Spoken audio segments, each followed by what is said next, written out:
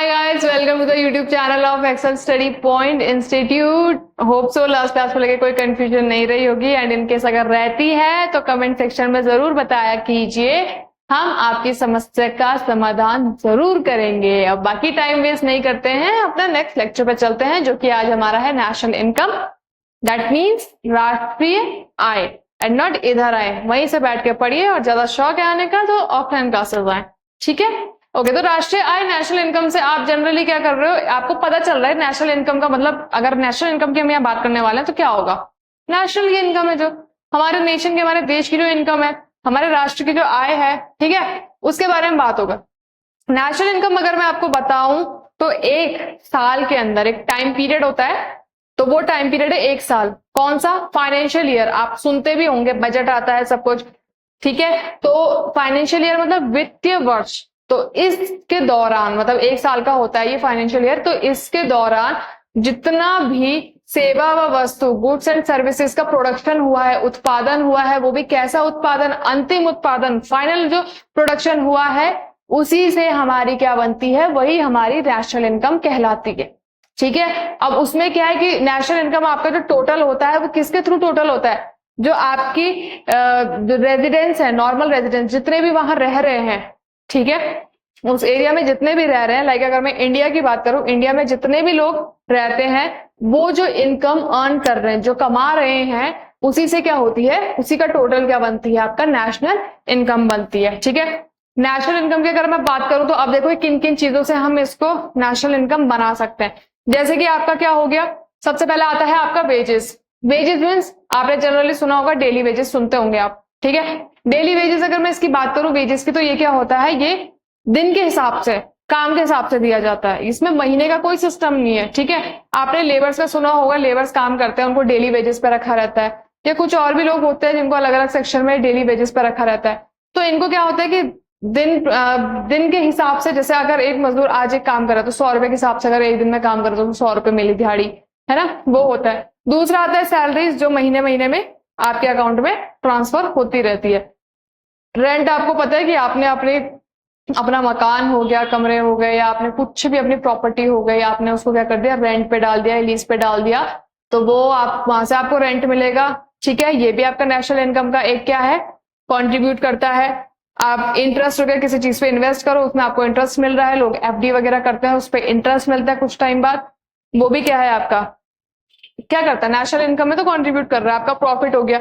ये सब जितने भी हैं, ये सब आपका क्या करता है, नेशनल इनकम बनाता है, ठीक है। अब नेशनल इनकम को हम कैसे मेजर कर सकते हैं, देखो नेशनल इनकम को अगर मेजर करने की बात होगी तो ये होगा आपका किसके थ्रू, जीडीपी के through, gross domestic product, that is सकल घरेलू उत्पाद, ठीक है। और इसके जो और इसके साथी हैं जो नेशनल इनकम, राष्ट्रीय आय को मापने में मदद करते हैं, वो है आपके NDP, that is net domestic product, शुद्ध घरेलू उत्पाद, GNP, gross national product, that is सकल राष्ट्रीय उत्पाद, और आपका NNP, that is net national product, शुद्ध राष्ट्रीय उत्पाद। इसके बारे में हम आपसे आगे डिस्कस करेंगे, ठीक है। अब नेशनल इनकम देखो वही हो गया। नेशनल इनकम को आप और किस तरीके से फाइंड आउट कर सकते हो, देखो दो चीजें हैं, factor cost, market price. Factor cost की अगर मैं मार्केट प्राइस से, आप नाम सुन के ही क्या होंगे, क्लियर हो चुके होंगे कि मार्केट प्राइस क्या होता है, ठीक है, फिर भी मैं आपको बताती हूँ। देखिए फैक्टर कॉस्ट को हम फैक्ट्री कॉस्ट भी बोल सकते हैं। इट मींस आपने फैक्ट्री में जिस चीज का उत्पादन किया, जिस चीज का प्रोडक्शन किया है, ठीक है, उसकी फैक्ट्री में जो कीमत है, मैंने अगर कोई बॉटल बनाई, ठीक है, किसी बॉटल का प्रोडक्शन करती हूँ मैं, अगर प्लास्टिक की बॉटल, वो अगर सपोज उसका मैंने अगर उसका मेरी कंपनी या मेरा फैक्ट्री प्रोडक्शन कर रही है, मान लो उसके प्राइस कितना है, 5 रुपए, तो वो उसकी क्या होगी, फैक्ट्री प्राइस, फैक्टर कॉस्ट हो गया, ठीक है।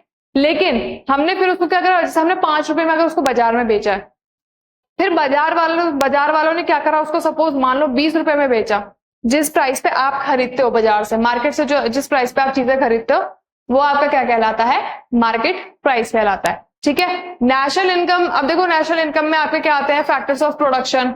देखिए प्रोडक्शन करेंगे तो उसमें कुछ ना कुछ आपका इनपुट, कुछ ना कुछ लागत लगती है, ठीक है, तो वही आपके क्या होते हैं, फैक्टर्स ऑफ प्रोडक्शन होते हैं, ठीक है। अब जैसे इसमें आपके 4 कंपोनेंट्स आते हैं, आपका हो गया land, labour, capital and entrepreneurship. Land की अगर मैं बात करूं तो भाई देखो लैंड से जो आपको कमाई हो रही है उसको हम क्या बोलते हैं, रेंट बोलते हैं। किसी को प्रोडक्शन करना है, फैक्ट्री बनानी है, जगह चाहिए, जगह है नहीं उसके पास, जमीन नहीं है, ठीक है, मेरे पास जमीन है, मैं उसको अपनी जमीन दूंगी, ठीक है, अगर वो खरीद सकता है तो अच्छी बात, नहीं खरीद सकता तो मैं उसको रेंट या लीज पे दूंगी, तो उसको क्या करने का करेगा, वो मेरे को महीने महीने का रेंट देगा। तो जो वो मेरे को महीने का रेंट देगा मुझको, मतलब मैं ओनर हूं, तो मेरी क्या हो गई, वो मेरी तो इनकम है ना, तो वो रेंट दे रहा है मेरे को। तो लैंड के थ्रू जो इनकम हो रही है वो होता है आपका रेंट। लेबर की अगर मैं बात करूं, लेबर का एग्जांपल मैंने अभी आपको दिया था, लेबर मजदूर जो होते हैं काम करते हैं, तो वो जो काम करके जो उनको इनकम अर्न होती है उसको हम क्या कहते हैं, वेजेस कहते हैं।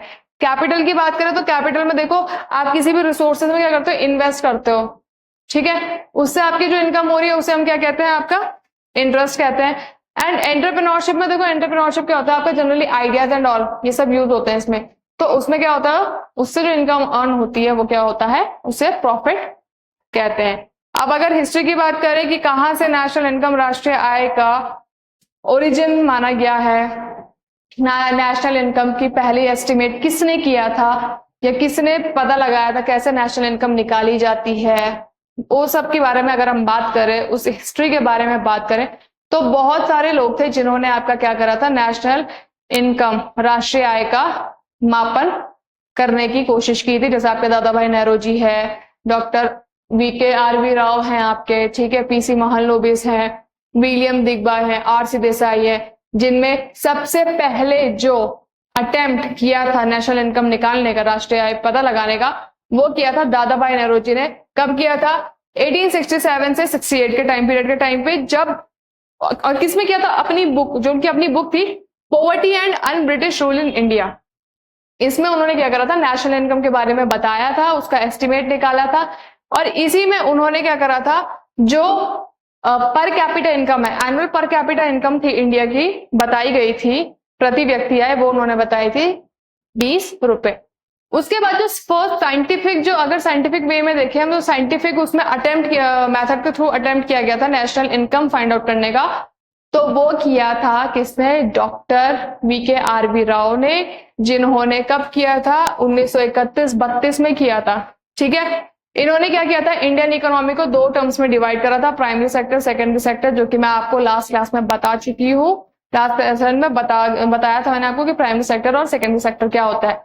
इनके द्वारा, अगर इनके अनुसार हम बात करें, तो इनके अनुसार क्या था कि जो इंडिया की पर कैपिटल इनकम, प्रति व्यक्ति आय जो थी, वो थी आपकी 62 रुपया, 62 रुपीज, ठीक है। अब देखो स्वतंत्रता के बाद क्या हुआ, जब आजादी मिल गई, उसके बाद जो सबसे पहला ऑफिशियल अटेम्प्ट था वो किया गया था PC महालनोबिस के द्वारा, जो चीफ थे, जो क्या थे, हेड थे, अध्यक्ष थे, किसके, नेशनल इनकम कमेटी के। और इसी कमेटी ने सबसे पहली जो रिपोर्ट सबमिट करी थी वो करी थी 1951 में, जिसके अकॉर्डिंग क्या था, जिसके हिसाब से क्या था कि इंडिया की नेशनल इनकम जो थी, किस समय के लिए, किस काल के लिए, मतलब 1948 से 49 के समय की जो भारत की जो राष्ट्रीय आय थी वो कितनी थी, 8,710 करोड़ रुपए, और उसमें उन्होंने प्रति व्यक्ति आय जो भारत की बताई थी, पर कैपिटा इनकम, वो बताई थी 225 रुपए, ठीक है। फिर क्या हुआ, इस कमेटी की रिकमेंडेशन के बाद क्या हुआ, 2 मई 1951 को CSO, ठीक है, सेंट्रल स्टैटिस्टिक ऑफिस, केंद्रीय सांख्यिकी कार्यालय का क्या हुआ था, गठन हुआ था, ठीक है। किस लिए हुआ था, आपका GDP निकालने के लिए, ठीक है, GDP मेजर करने के लिए, उसका एस्टिमेट निकालने के लिए। फिर 1955 से क्या हुआ, जो नेशनल इनकम थी उसको निकालने के लिए क्या हुआ था, NSSO, national sample survey office ने क्या किया था, एक सर्वे किया था, ठीक है, नेशनल लेवल पे एक सर्वे किया था, जिसमें उन्होंने क्या करा था, CSO को ये दिया था कि वो नेशनल इनकम क्या करेंगी, एस्टिमेट करेंगे, नेशनल इनकम एस्टिमेशन भी उन्हीं को दिया गया था। लेकिन 2019 के बाद क्या हुआ, जो आपके क्या थी, गवर्नमेंट थी, सेंट्रल गवर्नमेंट, केंद्रीय सरकार थी, उन्होंने क्या किया था, NSSO और CSO इन दोनों को मर्ज करके एक नया एस्टेब्लिशमेंट किया था, किसका, NSO, नेशनल स्टैटिस्टिकल ऑफिस, राष्ट्रीय सांख्यिकी कार्यालय का गठन किया था, ठीक है।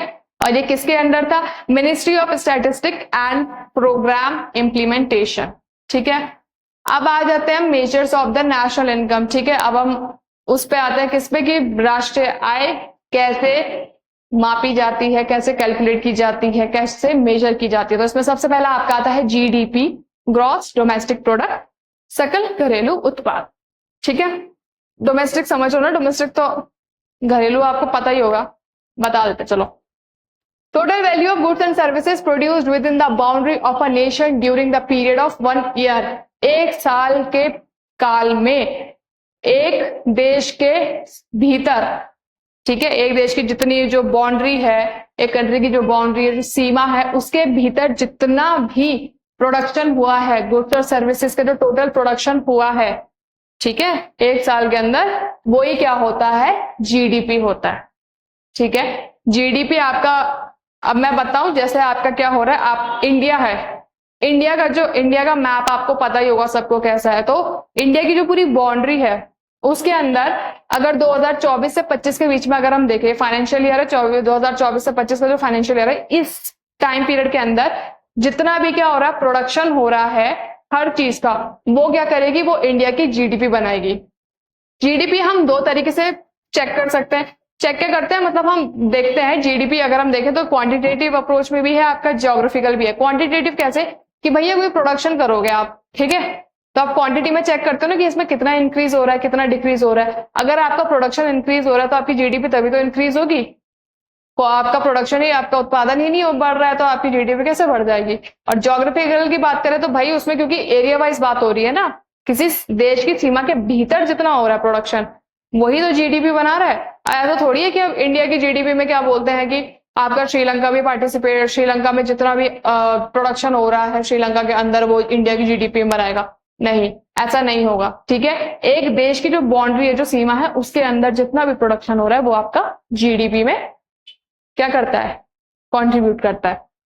अब देखो इंडिया में जो जीडीपी हम निकालते हैं, जो जीडीपी देखते हैं, वो हम उसका जो एक फिक्स टाइम पीरियड है, ठीक है, वो आपका शुरू होता है 1 अप्रैल से लेकर 31 मार्च तक। मतलब अभी जो 2024-25 का अगर हम बोलेंगे तो ये आपका है 1 अप्रैल 2024 से लेके 31 मार्च 2025 तक का जो भी प्रोडक्शन होगा, टोटल प्रोडक्शन, वो आपका इस टाइम पीरियड का जीडीपी बताएगा। ठीक है, अब देखो जीडीपी कैसे पता लगाते हैं भाई, जितनी आपकी इसमें इन्वेस्टमेंट रही है, ठीक है, उसके साथ किसको प्लस करोगे, जितना कंजप्शन हुआ है, फिर उसके साथ जितनी सरकार की, इसमें सरकार का खर्चा हुआ है, government spending, plus trade balance. Trade balance क्या होता है कि आपने जितनी चीज एक्सपोर्ट करी है, ठीक है, जितना आपने एक्सपोर्ट करा और जितना इंपोर्ट करा, उन दोनों के बीच का डिफरेंस कितना है, जो आ रहा है वो आपका क्या कहलाता है, ट्रेड बैलेंस कहलाता है।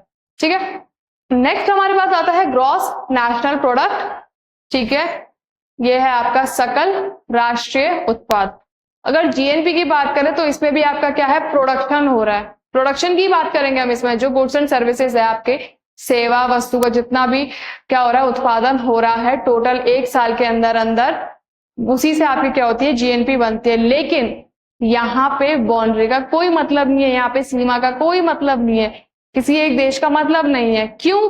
क्योंकि इस जीएनपी आपकी कब जीएनपी आपकी तब भी बन सकती है अगर आप इंडिया के होते हुए आप दूसरी कंट्री में जॉब कर रहे हो। इसमें बाउंड्री से कोई मतलब नहीं है।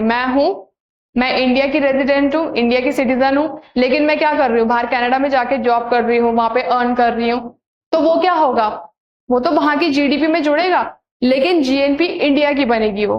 तो जीएनपी में कोई मतलब नहीं है कि आप इंडिया के अंदर जो अर्न कर रहे हो वो सिर्फ जीडीपी में होता है। जीएनपी में आप इंडिया के बाहर भी जो अर्न कर रहे हो वो आपका किस में आएगा, जीएनपी में आएगा। ठीक है, जीएनपी का आप देखो सिंपल सा फॉर्मूला, आप जीडीपी आपके इंडिया जो कंट्री है उसमें जितना भी जीडीपी है प्लस जो लोग बाहर रह रहे हैं वो जितना अर्न कर रहे हैं तो वो इंडिया की जीएनपी में कंट्रीब्यूट कर रहे हैं, तो वो क्या है, इनकम फ्रॉम एब्रॉड, बाहर से तो आ रही फिर वो इनकम, तो इन दोनों के एडिशन से आप जीएनपी फाइंड कर सकते हैं। अगर मैं आपको एग्जाम्पल के थ्रू बताऊं तो देखिए सबसे पहला एग्जाम्पल आता है आपका foreign company producing in India. ठीक है, देखो भाई कोई बाहर की कंपनी है, क्या कर रही है, बाहर की कंपनी है, वो इंडिया में एक यूनिट अपनी स्टैब्लिश कर रही है। ठीक है, अपनी एक यूनिट स्टैब्लिश कर दी उसने यहाँ पे, तो उससे क्या होगा, इंडिया का जीडीपी बढ़ेगा, क्योंकि क्या इंडिया की जो बाउंड्री है उसके अंदर है ना वो, भले वो कहीं की भी कंपनी हो, लेकिन है तो वो जो यूनिट है वो इंडिया की जमीन पे, इंडिया की लैंड पे बनी है। ठीक है, तो उससे क्या है, आपका जीडीपी है वो इंडिया की इंक्रीज होगी। लेकिन क्योंकि वो कंपनी दूसरे देश की है, तो जिस देश की वो कंपनी है जीएनपी वहां का बनेगा, क्योंकि जीएनपी में बाउंड्री की सीमा का कोई मतलब नहीं होता है। आप उस बाउंड्री से बाहर भी जो अर्न कर रहे हो वो उसी देश, जिस देश की कंपनी है वहीं पे उसकी जीएनपी में ऐड होगा। अब देखो, अगर इंडिया की कंपनी है जो क्या कर रही है, बाहर क्या कर रही है, फॉरेन कंट्री में है, इंडिया की कंपनी क्या है, बाहर फॉरेन कंपनी में क्या है, वर्क कर रही है। लाइक इंडिया की कोई कंपनी आपने क्या कर दी है, बाहर फॉरेन में स्टैब्लिश कर दी है, ठीक है, तो उससे क्या होगा, इंडिया का जीडीपी नहीं बनेगा। क्यों? क्योंकि वो कंपनी का जो यूनिट है वो तो बाहर बना है, इंडिया के एरिया में तो नहीं है ना, जो इंडिया का पूरा एरिया उसके अंदर तो नहीं है वो, तो इसलिए वो जीडीपी कहाँ का जुड़ेगा, जिस जगह आपने वो यूनिट स्टैब्लिश करी है बाहर। लेकिन क्योंकि उसका जो वो ऑफिशियल जो है आपकी जो वो यूनिट है, जो इंडियन कंपनी है वो है तो इंडिया की, तो इसलिए जीएनपी किसकी बनेगी, इंडिया की बनेगी। सेम अगर मैं बात करूं foreign employees working in India, बाहर का कोई व्यक्ति, बाहर फॉरेनर कोई है वो यहाँ आके जॉब कर रहा है, तो जीडीपी यहीं की बढ़ेगी, कहाँ की, इंडिया की। क्यों? क्योंकि वो इंडिया के सीमा के अंदर क्या कर रहा है, काम कर रहा है, ठीक है। लेकिन अगर मैं बात करूं जीएनपी की, तो जीएनपी कहां बनेगी उसकी, जीएनपी उसकी होगी बाहर की, जिस देश का वो व्यक्ति है वहां उसकी क्या होगी, जीएनपी बनेगी। और वही अगर जैसे मैंने आपको अपना एग्जांपल दिया था कि Indian employees working in a foreign country, ठीक है, भारत का क्या है, जैसे मैं हूं, मैं इंडियन रेजिडेंट हूं, मैं यहाँ की सिटीजन हूं, और लेकिन मैं बाहर जाके फॉरेन में काम करती हूँ, तो क्या होगा, यहाँ की क्या होगी, जीएनपी, यहाँ की जीएनपी आपकी क्या होगी, बढ़ेगी, लेकिन जीडीपी उस देश की बढ़ेगी जिस देश में मैं जॉब कर रही हूँ। होप सो जीडीपी और जीएनपी को लेकर आपको कोई कंफ्यूजन नहीं रही होगी, ठीक है। नेक्स्ट हमारे पास आता है net domestic product, that is शुद्ध घरेलू उत्पाद, ठीक है। अब देखो ये आपको थोड़ा सिंपली अगर मैं बताऊं तो आपने जीडीपी पढ़ लिया, आपने जीएनपी पढ़ लिया, तो इससे आप एक आइडिया लगा सकते हो एनडीपी में भी और एनएनपी में भी। बस डिफरेंस इतना है कि एनडीपी और एनएनपी में आपका डेप्रिसिएशन एक वर्ड आ जाता है, जिससे आपको थोड़ा कंफ्यूजन रहेगा। देखो एनडीपी और एनएनपी की अगर मैं बात करूं तो इसमें सिर्फ एक वर्ड आता है डेप्रिसिएशन। डेप्रिसिएशन का मतलब आपको सबसे पहले पता होना चाहिए कि डेप्रिसिएशन वो होता है, क्या होता है कि आपकी कोई सेवा, कोई वस्तु है, कोई भी चीज है आपकी, ठीक है, उसका क्या हो रहा है, जब उसकी कीमत, उसकी वैल्यू क्या हो रही है, कम हो रही है, तो उसे हम क्या बोलते हैं, डेप्रिसिएशन। लाइक आपका घर है, आपने घर बनाया 80 लाख का, लेकिन आप उसको 1 साल बाद भी बेच रहे हो अगर, और उसकी कीमत क्या होगी, बढ़ेगी तो है नहीं, कीमत तो उसकी घट जाएगी, तो वो क्या हो रहा है, आपका उस मकान का डेप्रिसिएशन हो रहा है। आप गाड़ी ले लो, 24-25 लाख की गाड़ी ले लो, आप उसको चाहे 15 दिन के बाद बेचो या 1 महीने के बाद बेचो, उसकी वैल्यू तो घटती है ना, बढ़ती थोड़ी है। तो आपका जैसे हाउसिंग हो गया, आपकी व्हीकल्स, गाड़ियां हो गई, आपकी मशीन्स हो गई, ठीक है, इनमें क्या होता है, इनमें फिक्स है कि इनकी कभी वैल्यू बढ़ती नहीं है, इनकी हमेशा वैल्यू नीचे घटती रहती है, ठीक है। तो ये क्या होते हैं, ये होता है आपका डेप्रिसिएशन, कि आपका क्या है, किसी भी चीजों का जब क्या होता है, वस्तु का क्या होता है, मूल्य, मतलब कीमत, प्राइस जो है वो घटता है, तो वो आपका डेप्रिसिएशन। तो एनडीपी की अगर मैं बात करूं तो एनडीपी में क्या करना है, आपने सीधा सीधा क्या करना है कि जो आपकी ग्रॉस डोमेस्टिक प्रोडक्ट है, सकल घरेलू उत्पाद जो है, उसमें से आपने सीधा डेप्रिसिएशन माइनस कर देना है, तो आपका एनडीपी निकल आएगा, ठीक है। और अगर वही मैं एनएनपी की बात करूं, एनएनपी में देखो, एनएनपी जीएनपी मैंने आपको जैसे बताई, तो एनएनपी क्या है आपका, नेट नेशनल प्रोडक्ट, शुद्ध राष्ट्रीय उत्पाद। इसमें आपको क्या करना है, इसमें आपको जीएनपी से डेप्रिसिएशन को माइनस कर देना है, आपका एनएनपी आ जाएगा। और एनएनपी ही एक्चुअल में आपका जो होता है नेशनल इनकम होता है, ठीक है। होप सो आपको कोई कंफ्यूजन कुछ नहीं रहा होगा, ठीक है। रहता है तो फिर बोल रही हूं, बता दीजिएगा कमेंट सेक्शन में, नहीं बताओगे तो मेरा कुछ नहीं जा रहा, तुम्हारा ही जाएगा, मुझे क्या। बाकी वीडियो अच्छी लगी हो तो लाइक, शेयर, सब्सक्राइब जरूर करिएगा। Thank you.